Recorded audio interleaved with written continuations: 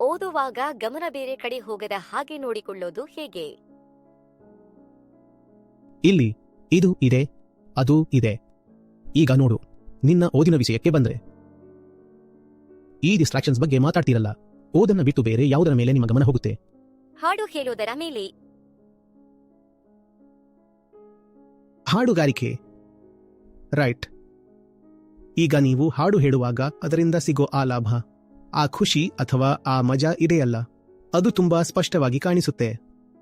ಈಗ ಇಲ್ಲಿರೋ ಈ ವಸ್ತುವಿನ ತರಾನೇ ಅದು ಕಣ್ಣಿಗೆ ಎದುರಿಗೆ ಇರುತ್ತೆ ಅಲ್ವಾ?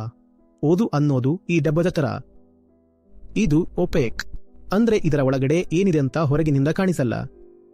ನಮಗೆ ಓದು ಯಾಕೆ ಇಷ್ಟ ಆಗಲ್ಲ ಅಂದ್ರೆ ಅದು ಸ್ವಲ್ಪ ಹೀಗೆ ಇರುತ್ತೆ. ಅದರ ಒಳಗಿರೋ ಅಸಲಿ ಲಾಭ ನಮಗೆ ತಕ್ಷಣಕ್ಕೆ ಕಾಣಿಸಲ್ಲ.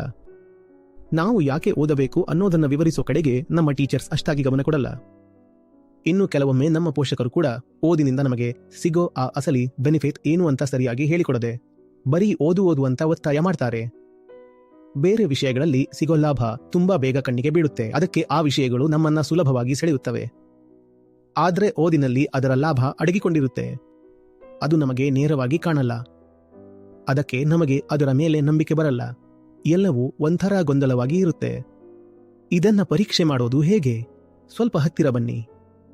ಅಟ್ಲೀಸ್ಟ್ ಒಂದು ವಾರ ಪೂರ್ತಿ ನಿಮ್ಮನ್ನ ನೀವು ಆಳವಾದ ಅಧ್ಯಯನದಲ್ಲಿ ತೊಡಗಿಸಿಕೊಳ್ಳಿ. ಆಮೇಲೆ ನೋಡಿ ಅಲ್ಲಿಂದ ಏನು ಸಿಗುತ್ತೆ ಅಂತ.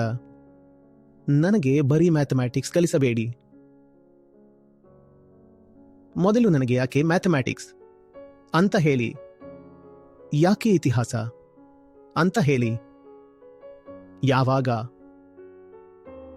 ಯಾಕೆ ಅನ್ನೋದು ಕ್ಲಿಯರ್ ಆಗುತ್ತೋ ಆಗ ನಮ್ಮ ಒಳಗಿನಿಂದಲೇ ಒಂದು ಆಸಕ್ತಿ ಹುಟ್ಟೋಕೆ ದೊಡ್ಡ ಸಂಭವ ಇರುತ್ತೆ.